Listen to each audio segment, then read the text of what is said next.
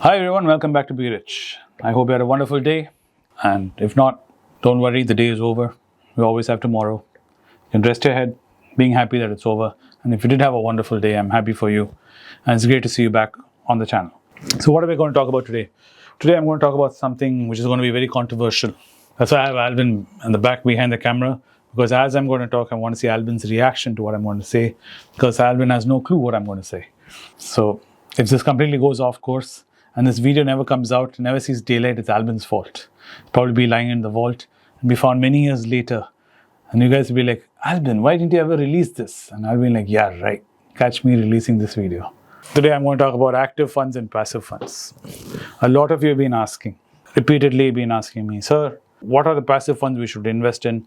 And Anand sir has been going hammer and tongs on all platforms saying, put money in passive funds, put money in passive funds. Warren Buffett's famous bet, and he won the bet. That fund manager gave up because he was running an active fund and he couldn't beat the S&P 500. And so what is this whole thing? Then a lot of you go to Google and say, Google, show me active funds and passive funds and show me the returns. And I even made Alvin do this, believe it or not. So Alvin went and he searched and he said, sir, you're right. And I said, what am I right about?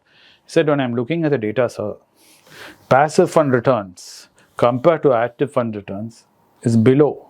Most passive funds are giving 12%. But there are some active funds, even some ELSS, which are supposedly like a hybrid passive mix of active. Some of it is passive, some of it is active, and they also have a fund manager which are slightly have a higher expense ratio compared to a passive fund, but lower than an active fund. They're like a quasi fund and have tax benefits. Those funds are also doing better than your passive funds. So then I asked him, Alvin, if this is true, why are we getting on all our channels and telling everybody to invest in passive funds? And passive funds will give better returns to active funds. When all the data is when you went to different websites and say, looking at it, they're all saying active funds are doing better. So Alvin scratched his non-existent beard and he said, sir, you're absolutely right.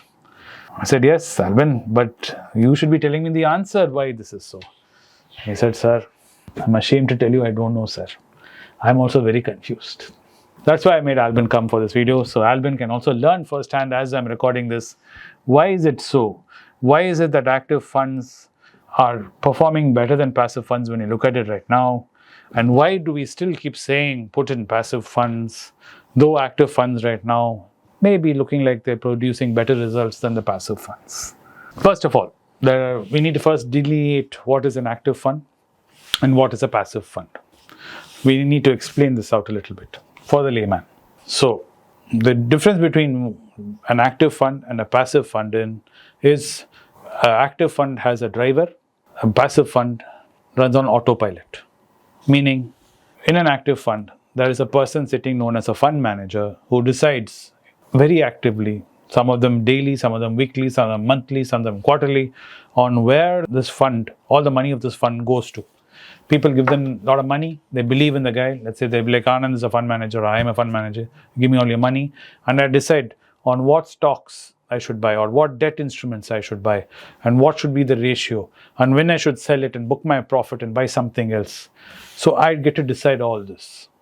So for all that effort I do of deciding for you and thinking on your behalf, I charge a small percentage as my fee. Then also I'll take a small chunk of your profits. Because I'm generating a lot of profits for you, I'll take some of those profits also as for me. So this is active fund. Flip side, on the passive side, what happens is there is no fund manager like this.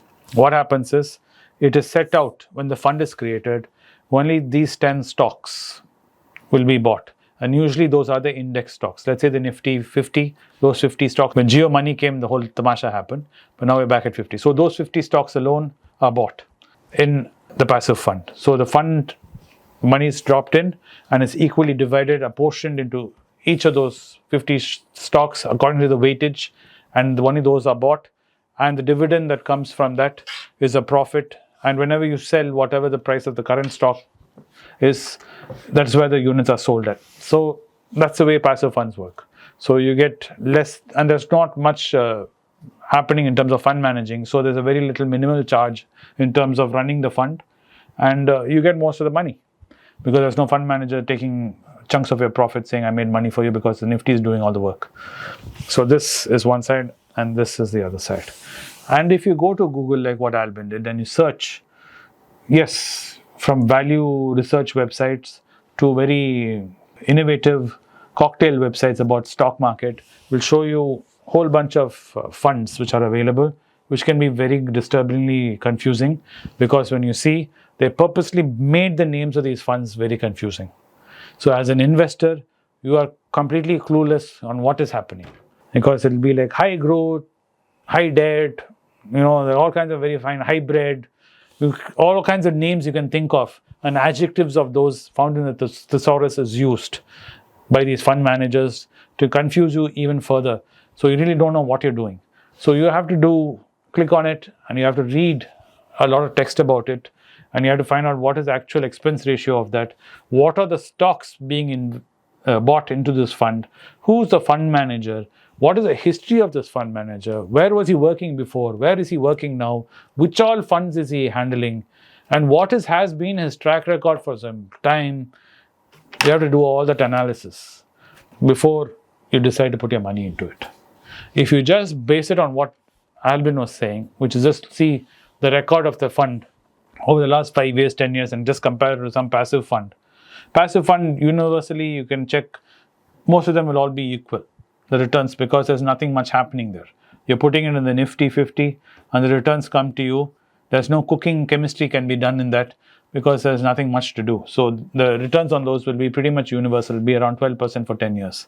But if you see active funds, the fund's returns can vary greatly because of the way the fund manager decides to mix and match and show you the information to you in a way which will attract you to the fund. But the most important thing is, there are two types of markets which are there. One, you have the bull market, and one, you have the bear market. In a bull market, which India is currently in, and we have been in, I would say for the last 10 years, we've been in a bull run. So if you see 10-year period, in all bull markets, most even mediocrely managed active funds will beat the index because the market is in a bull run. You mean you can buy trash, especially when you're reaching the tail end of the bull run, when you're reaching the top of the bull, people will be buying all kinds of trash, like what is happening in the small cap sector. You can buy trash and even that will give you great returns. So that's what happens. So active funds will look very attractive in a bull run. But the problem happens when you flip over and go to a bear market. When the market corrects, active funds correct terribly. This is why you need to do a bit of research before you jump into saying, this fund has been giving very good returns for 10 years, 12 years, 15 years. It is very good, but you can't. Because like Anand said, we have been in a zero interest rate for such a long time. None of these funds have a track record when things were bad. And mind you, things were bad some time back. You just have to rewind the clock far back enough. So none of these funds actually have a track record back there. So you need to actually look at funds which were available at that point of time when things were bad. That's why it's better to go to a market like the American market, and you can really see the example of what Warren Buffett was saying. When you take a fund which is actively managed and you take the breadth of 30 years, 35 years, and you see what happened during the down cycles of the market, when the recession hit, when the market crashed, and see what happened to the fund returns, you'll see from a positive 15%, it can drop minus 20%, 25%. But the passive fund, which is an index fund, corrects as much as the index corrects. So let's say the market goes up and we get into a bear market and the market corrects by 10%, which is a huge correction. The market, your fund, passive fund also only corrects 10%, while an active fund can correct 20%. Then you can imagine from that point onwards, to grow back and overtake the passive fund again, is going to take a long breadth of time. And your losses are your losses, which you've accumulated.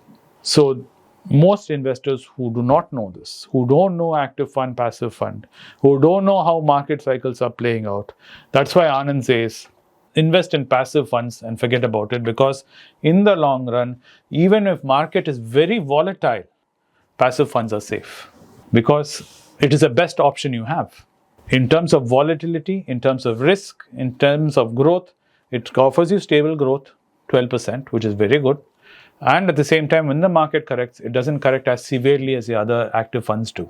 That is the reason why Anand goes hammer and tongs on investing in passive funds. So it's very difficult to look at returns in India especially, when our market has been going through such a long bull run, to see some active funds which are performing very poorly against passive funds. If you see even mediocre active funds with really crappy fund managers would be even still doing pretty well. It'll be either matching the index or even doing a little better than the index. So, but this is the reason.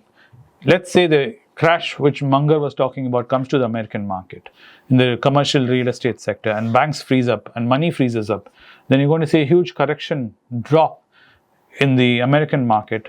When the FII is pulling out a heck of a lot of money out of India, and Indian market goes through a severe correction phase, and you enter an active fund right now, looking at the track record of the last 10-15 years, forgetting that is in the past, it's a hindsight. You keep that as your track record and you dump your money now, there's a great chance, Anand is saying, that in that correction you can lose a whole chunk of your capital, and to recover that capital might take a very long time, even if it does recover. Because sometimes funds can get liquidated too. So the bank might decide to liquidate a fund because it looks so bad on their portfolio, and return whatever little capital is left for you and say, here's your money back. Sorry, we lost your money and here it is. Too bad. It has happened. Franklin Templeton did it. They dissolved funds and returned the money back. For other reasons, not for this reason, but it can happen. So this is the reason why Anand says if you stay passive, you're far better off, especially if you don't know what you're doing, you don't know how to read markets, you don't have the time or the energy to do it, and this is the best thing, the safest thing to do, because considering risk, considering growth, it's the best option available. Anyway, this is the point of this video, to help Albin understand why the numbers looked the way he did and why he looked rather confused when he saw it, and he said, yes, sir. Now Albin, I'm sure, will be able to explain to everybody he meets why Anand still keeps saying go passive, even if all the active funds look very positive compared to a passive fund. And I hope you've understood this too. That was the intent of my video with you guys. Instead of just talking to Albin one-on-one, I thought I'll talk to you guys also while I'm talking to Albin. And I hope you found it informative. Thank you for watching this video. As always, do subscribe to our channel and turn on the bell notification icon, because Rupesh, my cameraman, has said, sir, you should say it regardless. So I said, yes, I will do it, Rupesh. And I will deliver the news of subscribing to my channel and turning on the bell notification icon. And do share it with your friends and family who find this kind of content interesting and informative. And that, I do love interacting with all of you on Instagram, LinkedIn, and Twitter. Do keep those conversations coming and your questions. And I do love getting an opportunity to explain these concepts to you, because in that endeavor, I learn a lot more myself. Thank you for watching Be Rich today. Bye. Those who are desirous of meeting me can meet me in Kuwait on the 24th of November, the last Friday of November. After a successful meeting in Hyderabad, my team wanted to do an event in the Gulf again. It has been decided to do it in Kuwait, and hence I am there on the 24th of November, the Friday. Thank you. It's a great privilege and honor that so many of you in thousands have subscribed to my channel and have supported me. I have written 2 books in English, The Alchemy of Money and Ordinary Stocks, Extraordinary Profits. These books are published by us and are ready. If you want to procure a copy, send us a message to the WhatsApp number given below and my team would respond to you. If you want an Amazon Kindle copy, you can click the link below. Finally, those who wish to consult with me can send a mail to berichenglish@gmail.com. Once again, I thank you for your support. If you like this video, press the subscribe button of my channel, hit the like button and turn on the bell notification.